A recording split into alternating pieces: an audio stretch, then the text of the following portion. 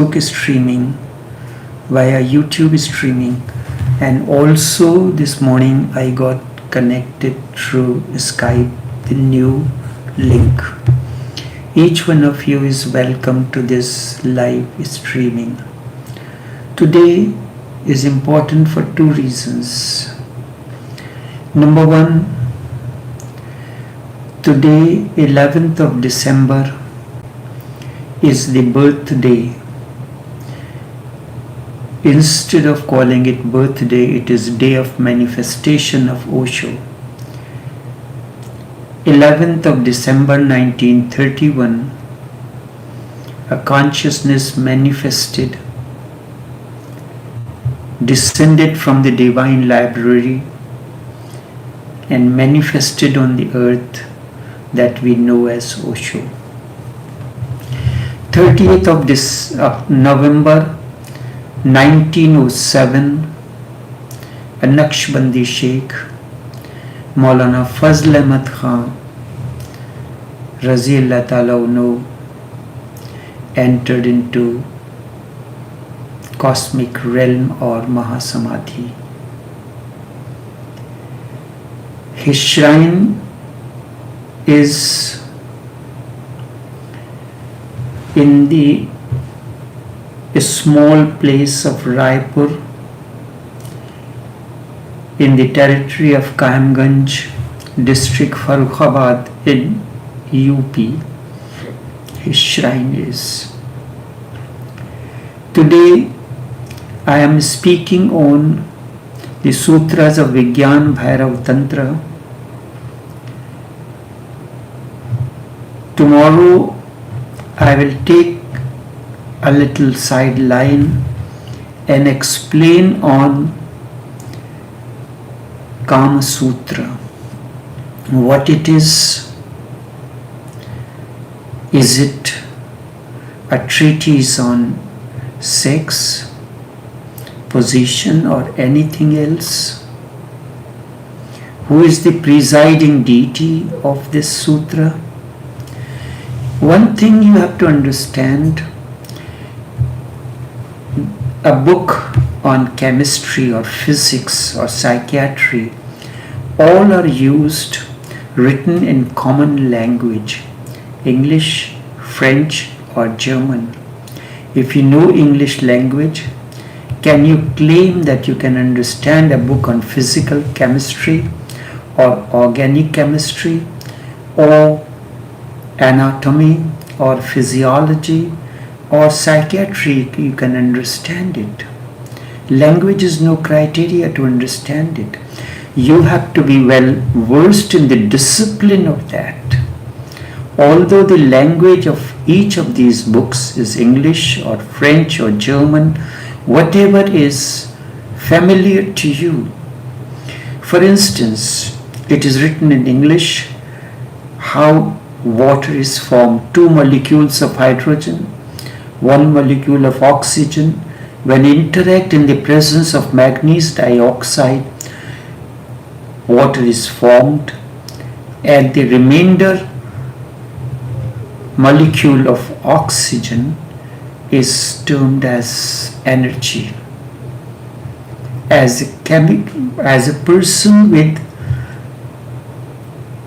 chemistry bent of the mind, you can understand it. Same way, all these scriptures, be it Kama Sutra, be it Bhagavad Gita, be it Ramayana, be it Quran, be it Bible, be it Natya Shastra, that is the science of dance, art and music, or the Arthashastra, the science of economics, all are written in hymns, in parables, in maxims. You need a special intelligence to decipher it or decode it. This is how I will begin the talk on Kama Sutra. So today's topic is what is surrender and types of surrender. Sex is the physical or the biological surrender. It happens at the level of biology. Then there is samadhi or cosmic consciousness. And cosmic consciousness is existential surrender. Through sex, you touch life, and through cosmic consciousness or samadhi, ecstasy, you touch the existence. You move deeper into life. The basic existence is touched. Through sex, you move from yourself into another person. In samadhi, you move from yourself to the whole, to the entire cosmos, to the entire existence, journey from one to all. And whereas in sex you move from one to another person, Tantra is, if you allow me to say, in a broad language, easily understandable, is cosmic sex. It is a falling in love with the whole cosmos. It is a surrender towards the entire cosmos existence. And for that you have to be passive. To a limit, you can remain active, but beyond that limit, you are not needed. And then beyond a certain limit, you become an obstruction. Then leave it to the life force. Leave it to the existence. For instance, let us put it this way here. You want to make a cup of tea. What is required for that? It is required for that you select a particular pot to boil the water. This is active. To turn on the stove, it is active. And then you pour the water into the pot, place it on the stove, turn it on, adjust the flame, and then all this is active. After that you have to become passive. Cooking is not looking into the pot. You have to allow a certain time for the water to boil. During that period, when you place the pot on the fire, add the water to it, light the stove, your role is finished for a short period of time. Then you have to wait and watch. You have to be passive for the water to attain to the boiling point. When it attains, then you add your tea leaf or tea bag, whatsoever it is, any other thing, milk or sugar, or you are taking with that. Then again the active part comes in. So life is a composition of active and passive. You can never remain active. You want to go somewhere. You have decided that you are going to a particular place. What you need to do? You have to dress yourself. For that, you cannot be passive. You have to be active. Then you have to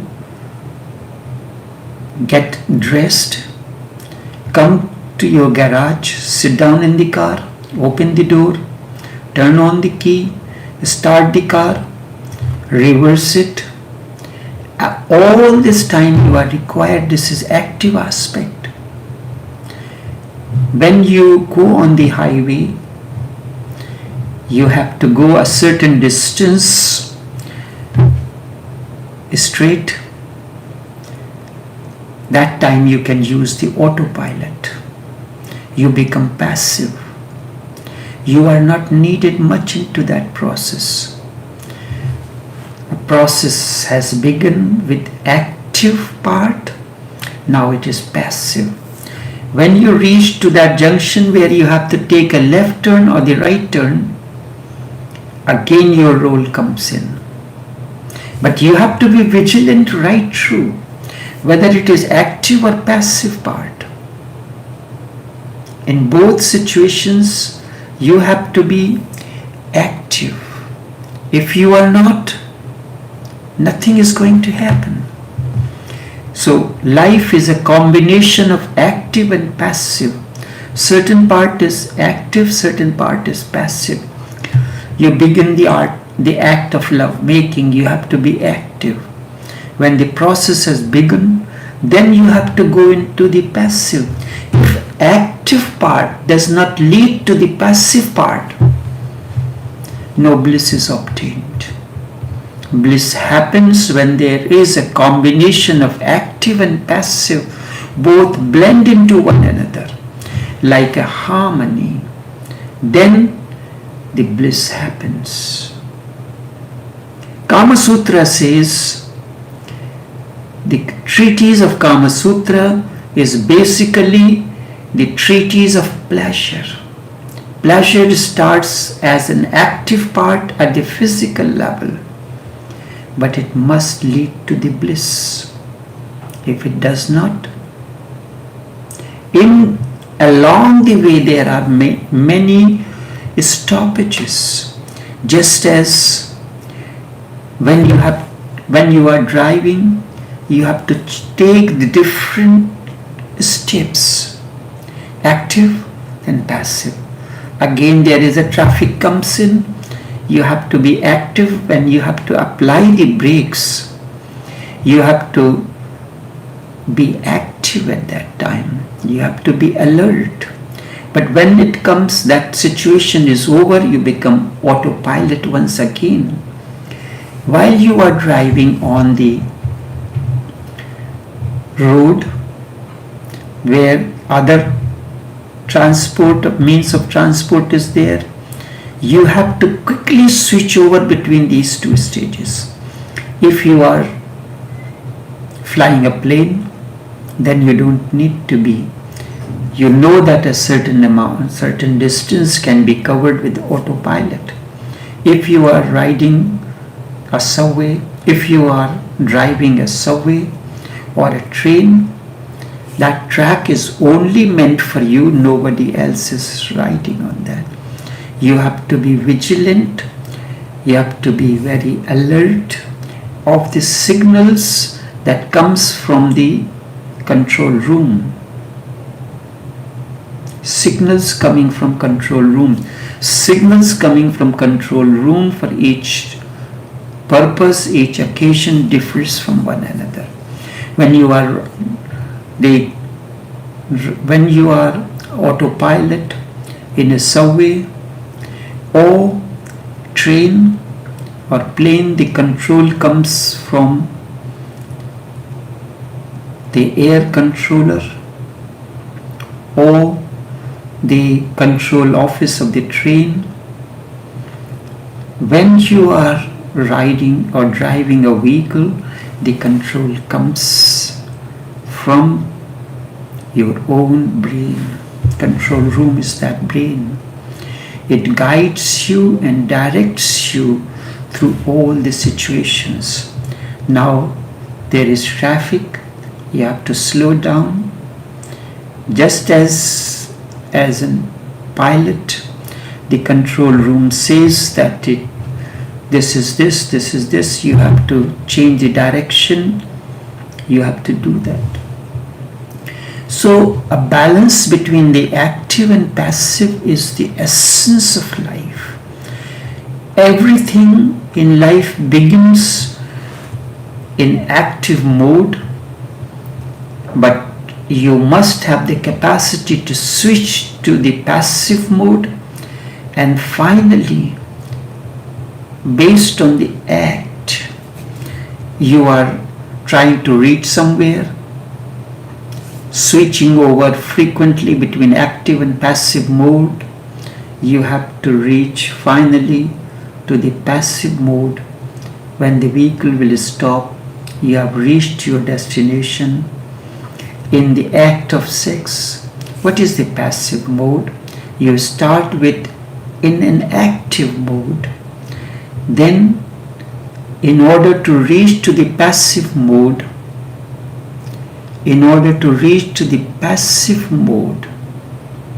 what happens? Once you keep on watching your breath movement, it is easier to reach to the passive mode, and the bliss happens only in the passive mode. The second thing about the surrender that I was talking, sex is the biological surrender. You surrender to another person. Samadhi or the cosmic consciousness is existential surrender, in which you are not surrendering to any particular person, but to the entire existence. What is the existence? Sum total of all those sentient and insentient things. The plants, the rivers, the mountains, the sky, the clouds, the stars, the moon, the sun. All the comprise the existence. Remember, we are not aliens, nor as strangers join. We are bound to each other by an existential force. You can call it consciousness. You can give it another name, any name that you wish. We are bound to each other by a causeless force. So this is what is very important. The second thing, you have to understand that if you go on thinking that surrender is negative or passive, nothing is wrong in it. It is passive and negative. But negative is not in the terms that you think about it. But the negativity and passivity is nothing to be condemned. We think that let us be positive, not negative. But you remember, this is one terminology. But when you are using a car battery, for instance, the neutralization between the negative and the positive poles is important. When current negative comes from the body itself, positive comes from the external source. Your electricity, the positive current comes from the outside, the electrical line or the national grid, and the negative is generated from the body itself. When the current flows between the two poles, the same thing is about magnet from the north to the south pole, then magnetic force is developed. Magnetic force or the electrical force is developed when there is easy and constant flow of energy from one to the other. When the life energy begins to flow from active to the passive, the two poles, then momentum comes in. When the left and the right foot are in harmony with one another, then we call it a step. Left foot moves, right foot follows. But if the left foot moves and the right foot does not follow, the step is not completed. In order for the step to complete, the left and the right foot has to move simultaneously. So there is nothing passive or negative or condemnable when it comes to surrender. In our minds, the moment we hear the word negative, some condemnation enters. The moment we hear passive, again condemnation begins, because we are trained to see that life moves in activity. But the activity, just as the left and the right foot both have to move. When the right foot is moving, the left is passive. When the left foot is moving, the right foot is passive, stationary. In the constant movement of this, in this particular sequence, the distance is covered. And the movement, active, passive, completes active, passive, active. A step comes in. The moment we hear passive, condemnation enters the mind. When we think negative or passive, the same thing happens. Nothing is wrong in being passive. Passivity is a way to be in deep communion with the cosmos. When you are watching your breath slowing down, it is becoming more passive, no effort is there. It is the way. Passivity is a way to be in deep communion with the universe, with the cosmos, with the existence. And you cannot be active with it. That is the difference between religion and science. Science is activity. Science is active with the universe. Religion is passive with the universe.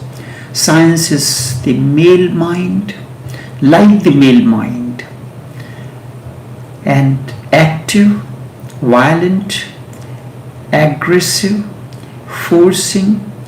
Religion is the feminine mind, open, passive, receptive.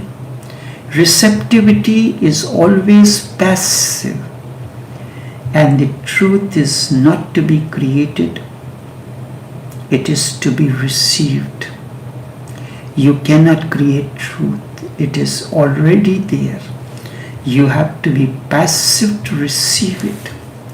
You are not going to create truth. Truth is already there. You have to receive it, and you can receive it only when you are passive. You have to become the host, and then the moment you become the host, truth becomes the guest. If you are aggressive, do you think you can welcome a guest? People will shy away come to your place. And a host always has to be passive. To receive the truth, you have to be passive. You have to be a womb that is ready to receive. But your mind is trained for activity, trained to be active, to do something. And this is the realm where whatsoever you do becomes a hindrance.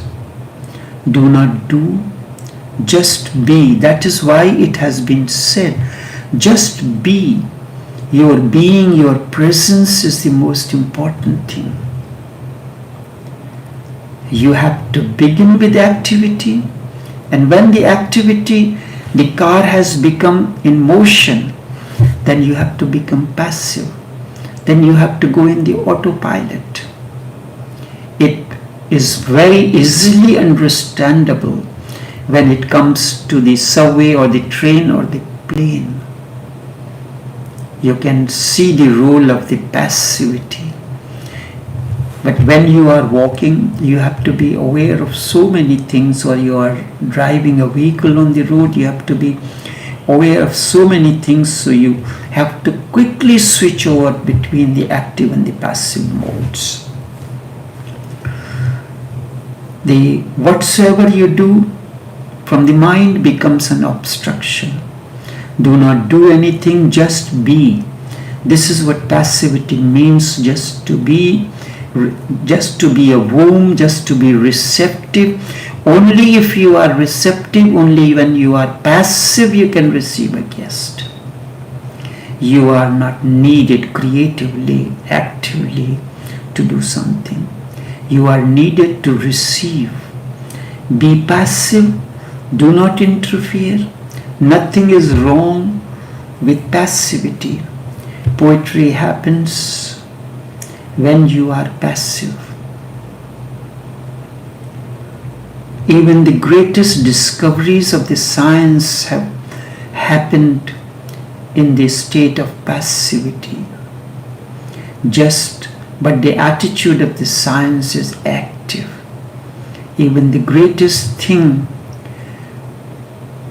in science happen only when the scientist becomes passive, just waiting, not doing anything. And the religion is basically passive, because religion is the search for truth. Truth is already there. You do not have to do anything. You do not have to research facts. You have to discover, but not truth. There is a difference between the two. Truth is already there. Once you are passive, you will receive it. Truth comes as a guest only to that host who is passive. But all along, all doing is just like sex. In the act of sex, in the beginning, you have to be active. Then a moment comes when activity ceases and you have to be passive. If all along you remain active, the bliss will not happen. When Buddha is meditating, Buddha is no more. But you say that I am meditating. Meditation is doing nothing, just being passive, allowing things to happen. Like a host, you are waiting for the guest to come. And when you are waiting for the unknown, you cannot even expect anything.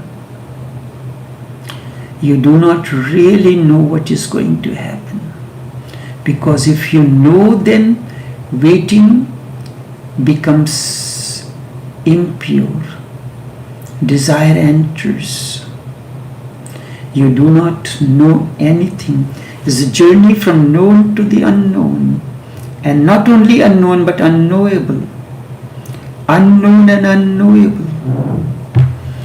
Religion is the journey from known to the unknown and unknowable. All that you had known has ceased. All the known has been dropped. The mind is not functioning. It is just simply waiting, like a passive womb, to receive what is going to happen. Then everything begins to happen to you. The universe falls into you. It is said, the moment disciple is ready, master appears. The moment you are ready means the moment you are in the passive mode. You are a womb, you are ready to receive. The unknown and unknowable master happens.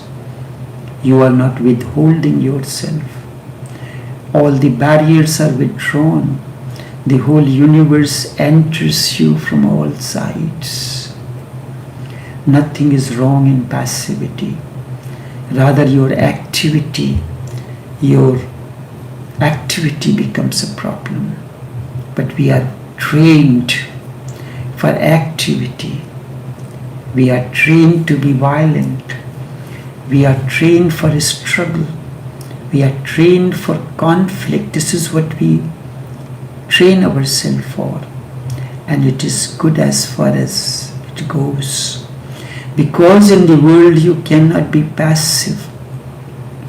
In the world you have to be active, fighting, forcing your way out. But that which is so helpful in the world, in the outer world of objects and beings, becomes an obstruction when it comes to the deeper inner journey, inward journey, or deeper existence.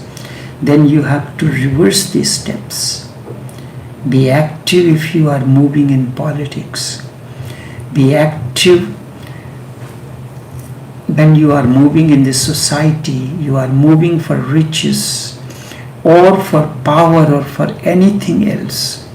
But the moment you are moving into God, you are moving into religion, you are moving into meditation, you are moving into religiosity, passivity is the way.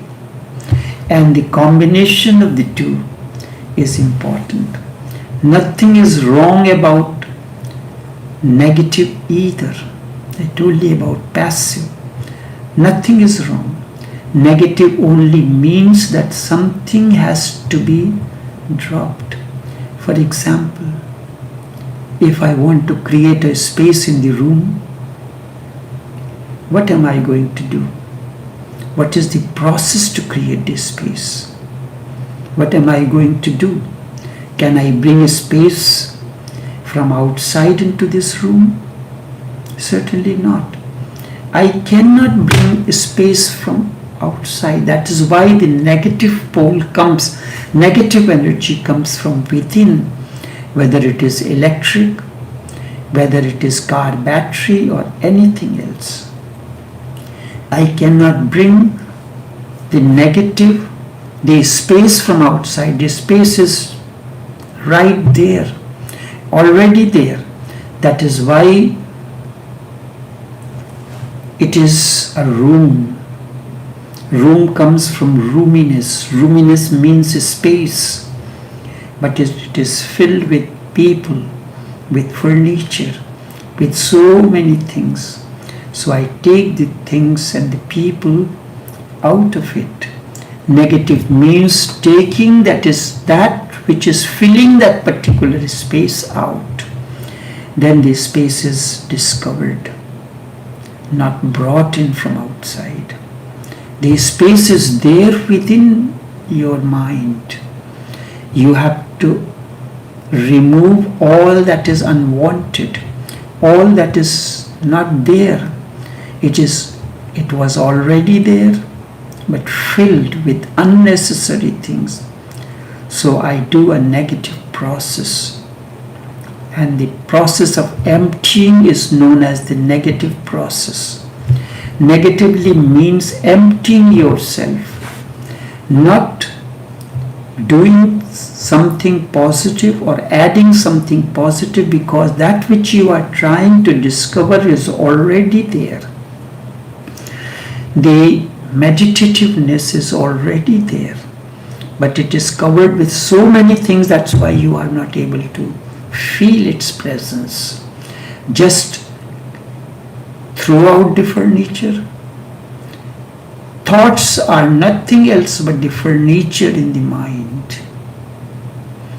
Just throw them out. And how to throw them out? Be a witness to it.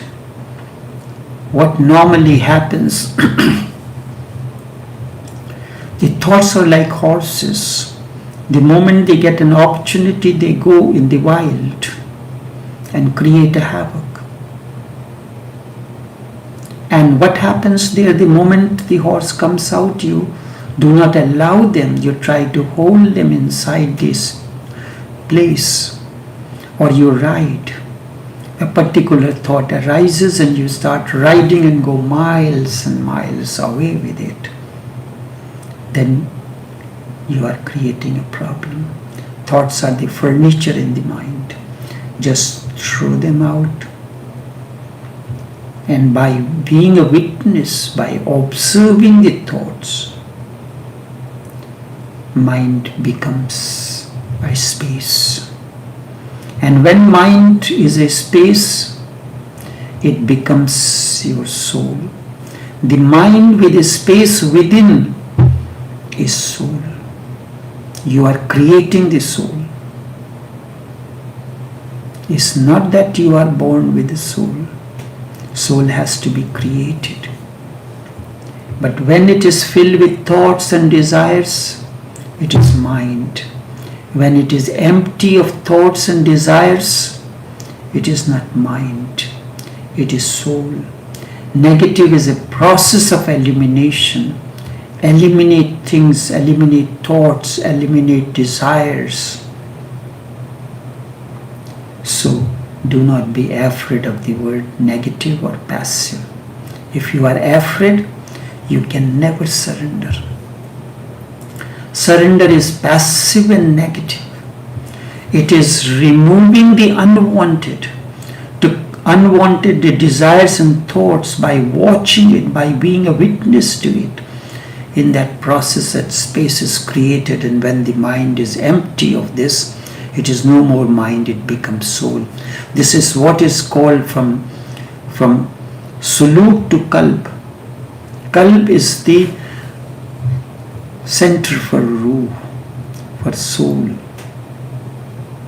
It is the heart center. It is not the biological heart. Surrender is passive and negative. It is not something that you are doing. You are leaving your doings. You are leaving the very notion that you can do this, you can do that. You cannot do. This is the basic feeling. Only then there is surrender. It is negative because you are moving into the unknown and unknowable. The known is left. The activity is left. When you surrender to the Master, it is one of the greatest miracles, because you do not know what is going to happen. If you are bothered about what is going to happen if you surrender, then forget about it. You do not know what this man is going to do, and you can never be certain whether he is real or not. You cannot know to whom you are surrendering and where he is going to lead you to. It is a risk. You will try to make certain, but the very effort means you are not ready for it. If you are absolutely certain before you surrender, if you are ready, absolutely certain that this man is going to lead you somewhere to a paradise, and then you surrender, it is not surrender at all. You don't know what is going to happen when you surrender. You are taking the risk. You only then surrender can be possible. You have not surrendered. Surrender is always to the unknown and unknowable. You do not know it, and there is no possibility for you to know it in any way. When everything is known, there can be no surrender. You have already checked that this is going to happen. This is what is your desire. This is what you want to attain. And that 2 plus 2 are going to make 4. Then there is no surrender. You cannot say I surrender because the 4 is already made certain. Surrender is always to the unknown and unknowable. In uncertainty, it's a journey into uncertainty, journey into insecurity. So it is easy to surrender to God, because really there is no one to whom you are surrendering, and you remain the Master. It is difficult to surrender to a living master. It is very easy to say that I love God. You cannot love another human being, but how can you love God? You have never seen, you have never encountered. It is very easy to say that I surrender to God because you remain the master. You decide what to do. It is difficult to surrender to a living master because then you are no longer the master. With God you can go on deceiving because no one is going to ask you. But with the master it becomes difficult. Only this much for this morning until we meet again. And as I have spoken, I will speak to you tomorrow on the sutras on Kama Sutra, its origin, its the treaty, how it is divided into 7 sargas, chapters. What does the second chapter explains? How does it begin? All this I will explain in tomorrow's session. Until then, take care and do have a pleasant day.